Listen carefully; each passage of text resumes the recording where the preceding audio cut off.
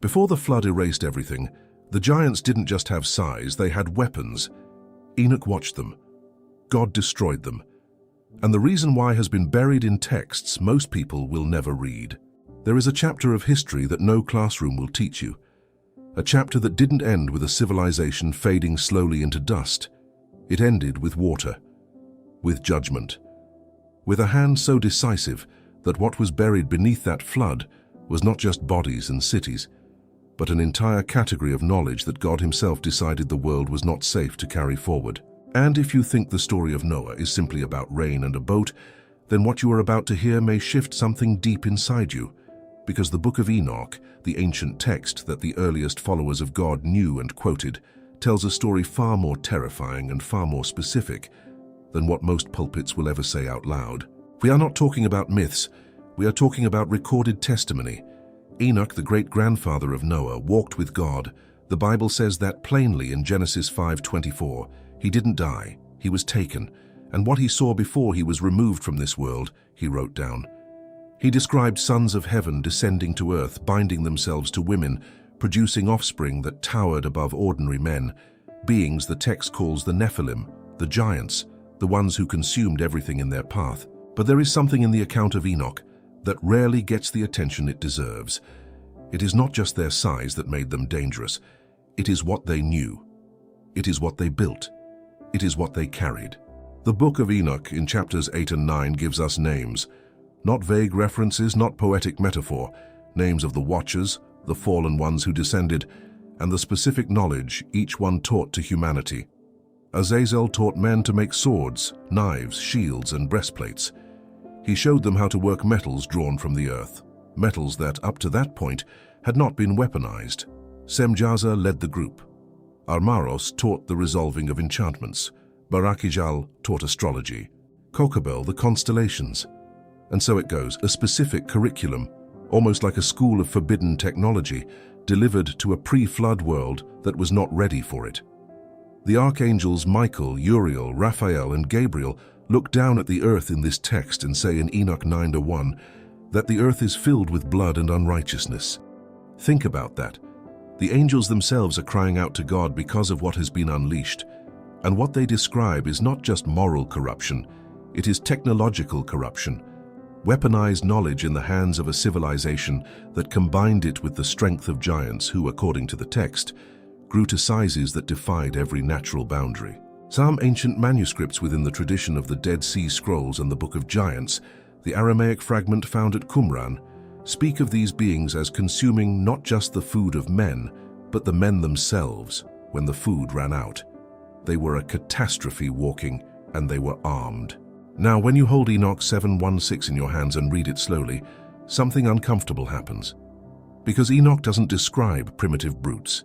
He describes beings who were taught, instructed, who received knowledge that the text frames as a transgression, not because knowledge itself is evil, but because this knowledge was given at the wrong time, to the wrong hands, to produce destruction rather than life. The Watchers didn't just fall in love with human women. They transferred heaven's technology to an earth not built to hold it, and the result was a world that had to be unmade. Genesis 6:11-12 says it plainly, "Now the earth was corrupt in God's sight and was full of violence. God saw how corrupt the earth had become, for all the people on earth had corrupted their ways." The Hebrew word translated as violence there, chamas, carries with it the weight of injustice, cruelty, and bloodshed. It wasn't simply that people were sinning privately. The violence was structural. It was woven into the world's systems. And Enoch tells us why, because the weapons existed, because the knowledge of destruction had been handed down from beings who had access to dimensions of reality that human minds were never designed to carry alone. If this is awakening something in you, that hunger to go deeper, to hold the full picture in your hands, then the premium illustrated biblical mystery guide, The Forbidden Book of Enoch, what it reveals about the Watchers, giants, and the world before the flood, was made for exactly this moment in your journey. It is not a surface-level read. It goes into the texts, the ancient sources, the details that most Bible studies skip entirely, with imagery that brings this hidden world to life in a way that words alone cannot. The link is in the first pinned comment below. And if this channel is new to you, subscribe now, because what comes next in this series will take you further than you have ever gone into the world that existed before the waters rose. There is a question that has sat quietly at the edge of biblical scholarship for centuries, and almost no one asks it out loud. Where did the weapons come from? Not in the abstract sense, not the philosophical question of where evil originates, but the literal, physical, historical question. Before the flood, before the world was wiped and rebuilt, what kind of arsenal existed? What did a civilization look like when it was armed not by gradual human invention, but by direct instruction from beings who had stood in the presence of God? The Book of Enoch answers this with a precision that should make you pause. Chapter 8 begins with Azazel, and Azazel is not a minor figure. In the ancient Day of Atonement ritual described in Leviticus 16, a goat is sent into the wilderness bearing the sins of Israel, sent to Azazel. Scholars have long debated what that name means and why a pagan-sounding entity appears in the heart of the Mosaic law, but Enoch tells us exactly who Azazel is. He is the watcher who taught mankind to forge weapons. He brought the knowledge of how to take iron from the earth and shape it into instruments of killing. Bronze, iron, the crafting of blades, all of it attributed in this text to a fallen being whose name was literally written into Israel's most sacred annual ritual as the bearer of their collective sin. That is not a coincidence. That is a preserved memory. What Azazel introduced was not just a tool, it was a paradigm. Before his instruction, the text implies that humanity's relationship with metal was either non-existent or far more limited. What he handed down was a complete system: how to extract, how to smelt, how to shape, how to sharpen. And once that knowledge entered the world, it could not be contained. Because the Nephilim, the giant offspring of the Watchers and human women, were not just inheriting physical size from their fathers. They were inheriting access to this entire body of forbidden knowledge. Enoch 7:2 says they began to sin against birds and beasts and reptiles and fish, consuming everything, turning on creation itself. An army of giants with weapons is not just dangerous, it is apocalyptic. Now bring in the testimony of the Book of Jasher, a text referenced directly in the canonical Bible, in Joshua 10:13 and 2 Samuel 1:18, which means it was known, circulated, and treated as authoritative by the writers of Scripture. Jasher gives us additional texture on the pre-flood world. It describes a civilization that had become militarized, hierarchical, and brutal. The sons of men were teaching each other the arts of war, and the Nephilim were at the top of the hierarchy, not just as soldiers but as rulers, beings who combined supernatural origin with weaponized knowledge in a world where ordinary men had no comparable defense. The violence in Genesis 6 was not random chaos, it was organized, it was structured, it had commanders. The Dead Sea Scrolls deepen this picture even further. The Aramaic Book of Giants, fragments of which were found at Qumran, preserves what appears to be a tradition of these beings having dreams, prophetic visions in which they see their own destruction coming. Giants dreaming of a flood, giants seeing in visions the tablets of heaven being brought down against them. There is something almost tragic in that detail. These creatures, born of a transgression they did not choose, sensing that the world they had built on forbidden knowledge was already collapsing toward judgment. And yet the text does not frame them with sympathy. It frames them as the reason the judgment was necessary. Job 26:5-6 says something extraordinary that rarely gets preached. The departed spirits tremble under the waters and their inhabitants. Sheol is naked before God, and Abaddon has no covering. The ancient Hebrew understanding of what lies beneath the waters, beneath the earth, was not empty mythology. It was a theological statement about judgment and containment. What was destroyed in the flood was not simply drowned, it was imprisoned. The weapons, the knowledge, the technology of the giants, all of it went under. And the Book of Enoch in chapters 10 and 14 describes the watchers themselves being bound, cast into darkness, held beneath the earth until the final judgment. Their instruction manual for destruction went with them. 2 Peter 2:4 echoes this with startling directness. For if God did not spare angels when they sinned, but cast them into hell and committed them to chains of gloomy darkness to be kept until the judgment. Peter is not writing poetry here. He is recording a theological fact that his audience understood, that there was a category of spiritual beings who crossed a line so severe that God's response was not correction, but containment. And the technology they left behind, the weapons they introduced into the pre-flood world, was so destabilizing that the only proportionate response was to drown the entire civilization that had been built around it. What does it say about a weapon that God's answer to it is a global flood? When archaeologists first began uncovering the ruins of the ancient world, Göbekli Tepe in Turkey, the megalithic stones of Baalbek in Lebanon, the platform of Puma Punku in Bolivia, what stopped them cold was not the age of these structures, it was the precision. Stones weighing hundreds of tons, cut and fitted together with an accuracy that modern machinery struggles to replicate. No mortar, no gaps, no margin for error. And the question that follows every excavation like a shadow is always the same. Who built this and how? The conventional answer, primitive men with ropes and ramps, satisfies no one who has actually stood next to these stones. But the Book of Enoch offers a different framework entirely, and once you see it, you cannot unsee it. The Watchers did not descend empty-handed. They brought knowledge not just of weapons and war, but of construction, of the stars, of the movement of the heavens. Enoch 8:3 tells us that among the things taught to humanity were the cutting of roots, the knowledge of plants, and the reading of signs in the sky. But within the broader tradition preserved in the Book of Jubilees, another ancient text that was found among the Dead Sea Scrolls and was clearly considered authoritative in the early centuries of Israelite religion, there is a picture of the Watchers as teachers of an entire civilization. Jubilees 4:15 says that the Watchers descended to instruct mankind. The original intention, the text implies, may have been benevolent. What happened instead was catastrophic, because the knowledge they carried was not designed for a humanity still in its early formation. Think of it this way.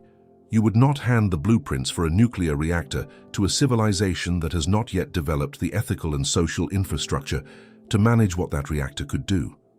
The danger is not in the knowledge itself, but in the gap between the power of the knowledge and the wisdom required to wield it responsibly. That gap is what destroyed the pre-flood world. The Watchers compressed thousands of years of technological and spiritual development into a single transmission, handed it to beings, the Nephilim, who had the physical power to weaponize it immediately, and the result was a world that Enoch describes as drowning in blood before the actual water ever came. Enoch 9:9 records the archangels reporting to God specifically about what Azazel has done. He has taught all unrighteousness on earth and revealed the eternal secrets which were preserved in heaven. That phrase, the eternal secrets which were preserved in heaven, is worth sitting with. There are things that exist in heaven in the realm of God's own knowledge that are deliberately not given to the created order below. Not because God is withholding arbitrarily, but because the timing matters, because readiness matters, because a seed planted in unprepared soil does not grow, it rots, and it poisons what surrounds it. Azazel took what was preserved in heaven and dropped it into unprepared soil, and it poisoned everything. Now, the weapons described in Enoch are not science fiction. They are metallurgical, swords, knives, shields, breastplates. But the context of who was using them transforms them into something far more terrifying than the objects themselves. A sword in the hand of a man who stands 12 feet tall, who was born of a supernatural father, who has consumed everything in the natural world around him and turned to consuming men. That sword is not a weapon. It is a statement about what this world has become. And the ancient tradition preserved in the Targum Pseudo-Jonathan, the ancient Aramaic paraphrase of the Torah, describes the pre-flood giants as mighty men of violence, men who filled the earth with lawlessness so complete that even the animals began to act outside their created nature. Genesis 6:5 says that God saw that the wickedness of man was great in the earth, and that every imagination of the thoughts of his heart was only evil continually. The word translated imagination in Hebrew is yetzer. It speaks of the formed intention, the designed purpose of a human mind. When God says that every yetzer was only evil continually, he is not describing occasional sin.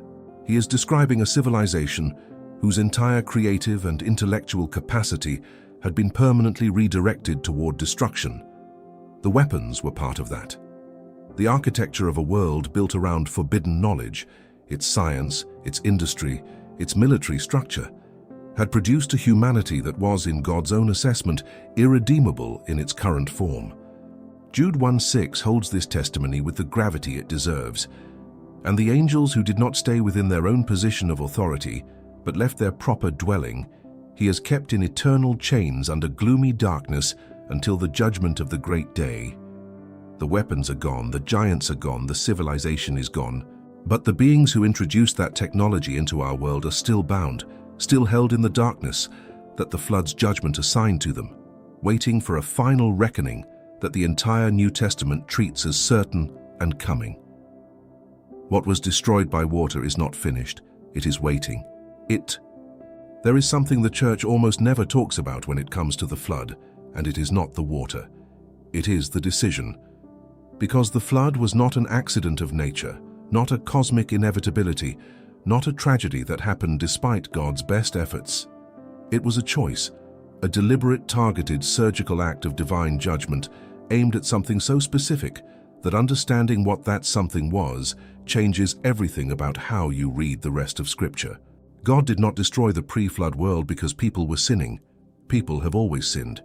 He destroyed it because of what had been built, the infrastructure of a civilization that had merged human flesh with fallen angelic knowledge and produced something that could not be reformed. It had to be removed. The Book of Enoch in chapter 10 records God's direct commands to the archangels before the flood waters come. To Raphael, God says, "Bind Azazel hand and foot and cast him into the darkness and cover him with rough and jagged rocks and place him in the desert of Dudael and cover his face so he cannot see the light. And on the day of the great judgment, he will be cast into the fire." To Gabriel, God says, "Destroy all the souls of desire and the children of the watchers, for they have wronged men." And to Michael, he says to bind Semjaza and the others in the valleys of the earth until the day of their judgment. What you are reading in those commands is not just punishment. It is quarantine. God is systematically isolating each source of contamination, the watchers in the earth, the Nephilim by the sword and the flood, and the knowledge itself buried beneath the waters that covered everything. That word, quarantine, matters more than it might seem at first, because it implies that what was destroyed in the flood was considered dangerous enough that it could not simply be left in place while the world moved on. A fire burns itself out eventually. A plague dies with its hosts. But the kind of corruption that had spread through the pre-flood world, the weapons technology, the forbidden astronomical and occult knowledge, the hybridized bloodlines of the Nephilim, this was something that, left in place, would continue to metastasize. The flood was not just punishment, it was containment. It was God drawing a hard line around something that threatened the entire future of what he was building through humanity. Now consider what the Book of Jubilees adds to this picture. In Jubilees 10, after the flood, Noah's sons begin to be afflicted by the spirits of the Nephilim, the disembodied spirits of the giants who died in the flood. These spirits, unlike the watchers, were not bound. They roamed, and they continued to lead men into sin. Noah prays to God about this, and God responds by binding 90% of these spirits in the place of judgment, but 10% are left, permitted to remain on the earth under the authority of Mastema, to test and to lead astray. What this means is that while the physical giants were destroyed, and while their physical weapons went under the waters, something of the corruption they represented survived into the post-flood world. A remnant, a residue.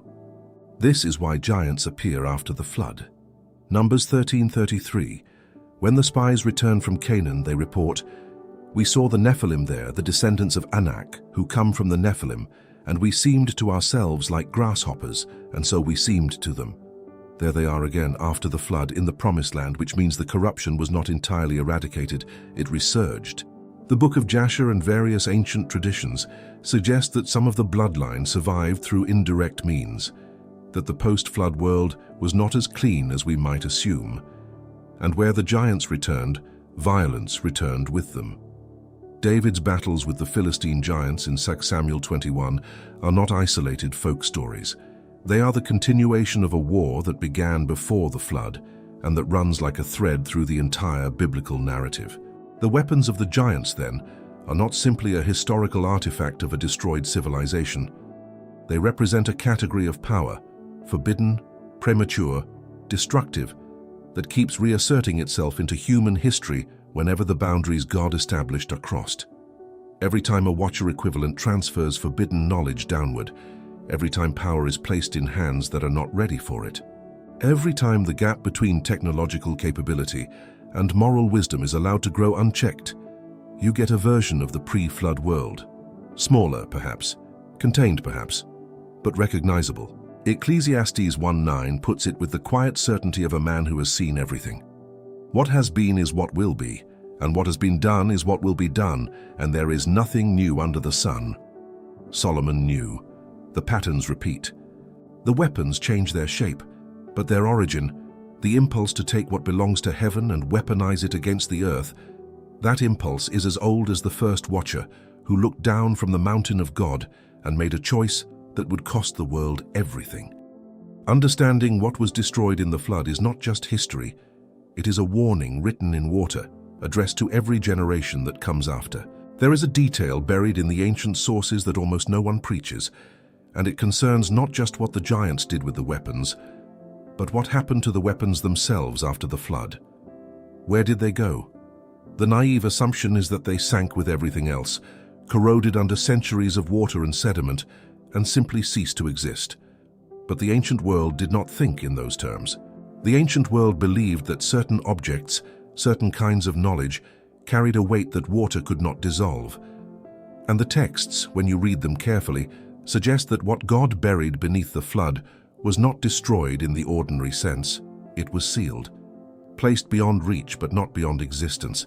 The Aramaic Book of Giants, the fragments found at Qumran among the Dead Sea Scrolls, preserves a haunting scene.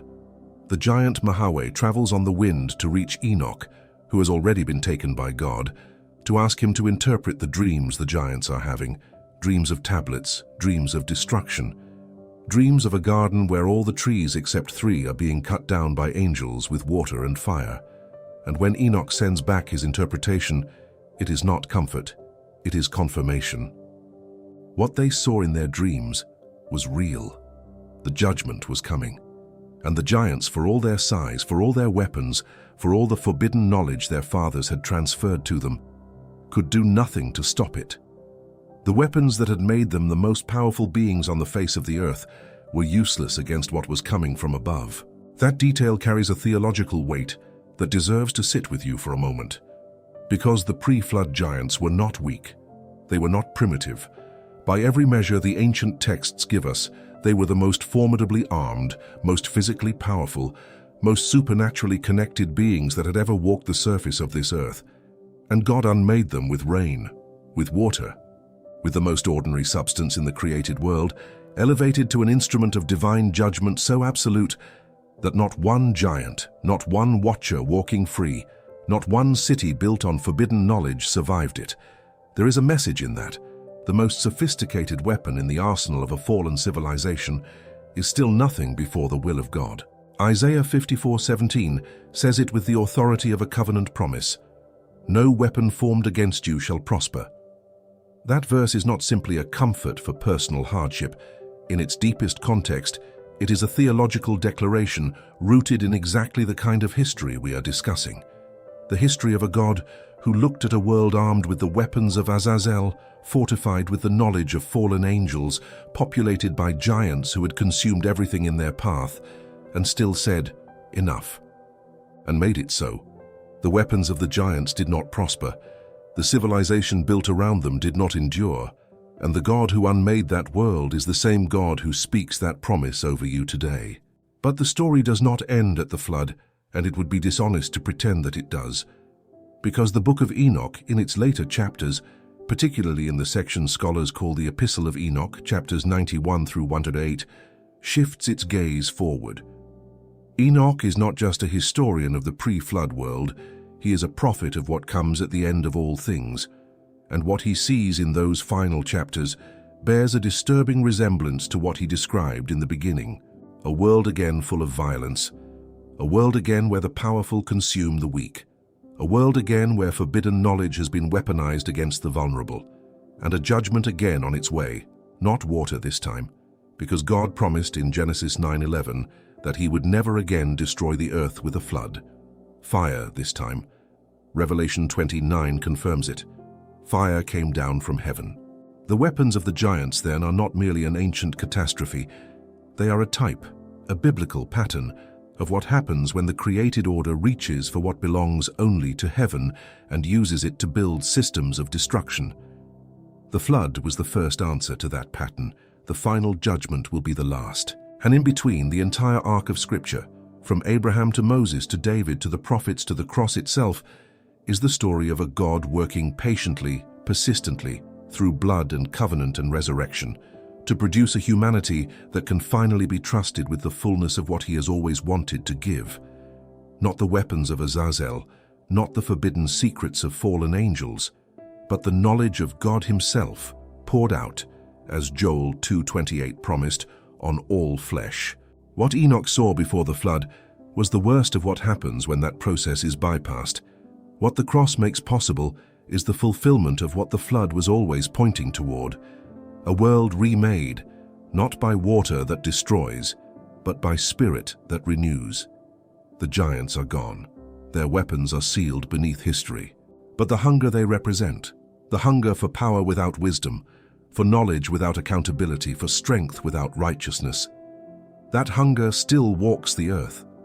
And it still meets the same God who answered it the first time with a rain that did not stop for 40 days and 40 nights.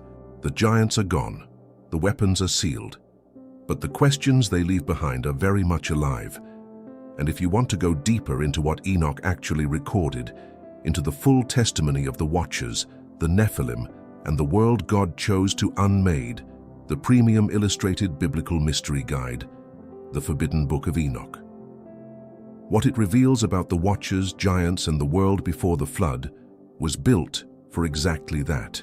It is in the first pinned comment below, and it will take you further than this video ever could.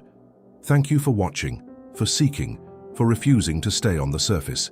Subscribe if you have not yet, leave a comment with what shook you most today, and keep watching. The next video is already waiting for you on the screen.